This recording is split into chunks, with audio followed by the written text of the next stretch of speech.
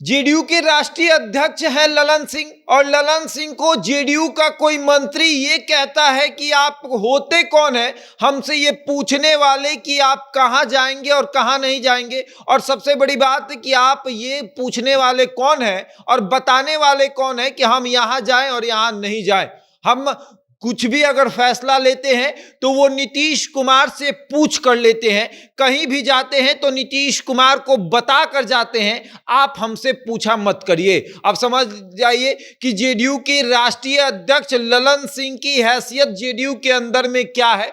JDU के राष्ट्रीय अध्यक्ष को कोई मंत्री इस तरीके से बोल देता है कि आपकी कोई हैसियत नहीं, आप मत पूछिए हमसे, हम नीतीश कुमार से पूछकर और उनको बताकर ही कहीं जाते हैं। अब पूरा मामला क्या है, आखिर ये बात ललन सिंह को किसने कह दी? भाई ललन सिंह इतने बड़े आदमी, वो भी नीतीश कुमार के इतने करीबी हैं, लेकिन उनको ये बात किसने कह दी हम आपको विस्तार से समझाएंगे। लेकिन उसके पहले नमस्कार, मेरा नाम शशांक पांडे है, आप जनता जंक्शन पर मुझे देख रहे हैं, कैमरे के पीछे विशाल खड़े हैं। और अब आते हैं कि आखिर ललन सिंह को ये बात किसने कह दी कि आपकी हैसियत क्या है, आप होते कौन है हमको ये बताने वाले कि तुम यहां जाओ और यहां मत जाओ।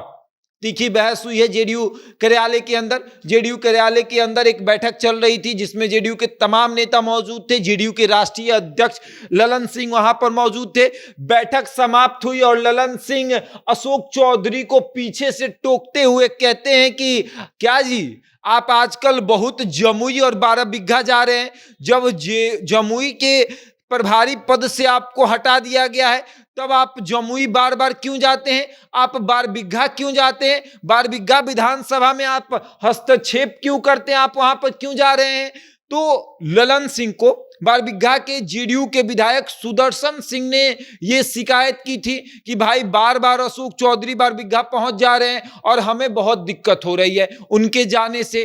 तो ललन सिंह ने सोचा कि अशोक चौधरी की क्लास लगा देते हैं। जैसे ही बैठक समाप्त हुई, अशोक चौधरी से उन्होंने ये बात कही कि भाई ऐसा क्या क्या आप कर रहे हैं, 12 बिघा और जमुई में जा रहे हैं, जब प्रभारी पद से आपको हटा दिया गया है तो आप क्यों बार बार जा रहे हैं? तब अशोक चौधरी ने पलट कर जवाब दिया कि आप कौन होते हैं ये तय करने वाले कि हम कहां जाएंगे और कहां नहीं जाएंगे।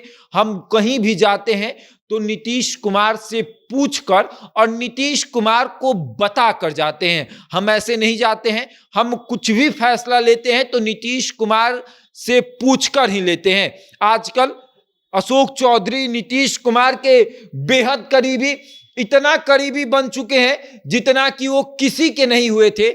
आज तक आपने नीतीश कुमार को ये नहीं देखा होगा कि वो किसी के कंधे पर इस तरीके से सर रखकर सोते हैं। वो अशोक चौधरी के कंधे पर सर रखकर सोते हैं। तो समझ जाइए कि अशोक चौधरी कितने बड़े नेता हो चुके हैं, अशोक चौधरी का कद कितना बड़ा है। अशोक चौधरी का कद अब ललन सिंह से भी अधिक हो चुका है। ललन सिंह एक समय में नीतीश कुमार के बेहद खास आदमी, और अब उस जगह को ललन सिंह की जगह अशोक चौधरी ले रहे हैं। अशोक चौधरी जिस तरीके से ललन सिंह से बात किए हैं, मानो ऐसा कि उन्होंने ललन सिंह को बता दिया कि आपकी हैसियत कुछ नहीं है, आप बस राष्ट्रीय अध्यक्ष बने रहिए और हमारे काम में टांग मत अड़ाइए।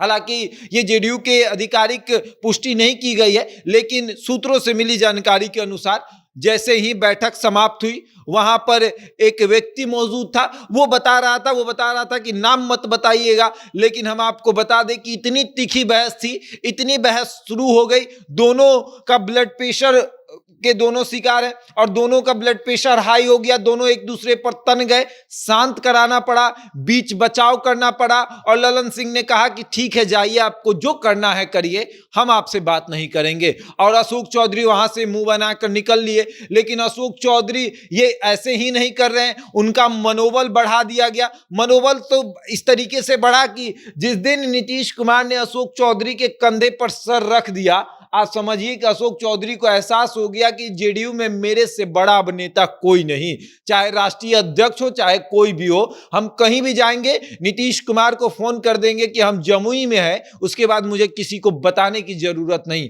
हालांकि राष्ट्रीय अध्यक्ष ने कहा था कि आप कहीं भी जाएंगे तो राष्ट्रीय अध्यक्ष तय करेंगे या प्रदेश अध्यक्ष को आपको सूचना देना पड़ेगा अगर पार्टी के काम से आप जा रहे हैं। लेकिन अशोक चौधरी को तो किसी को बताने की जरूरत नहीं, क्योंकि नीतीश कुमार उनके कंधे पर सर रखते हैं।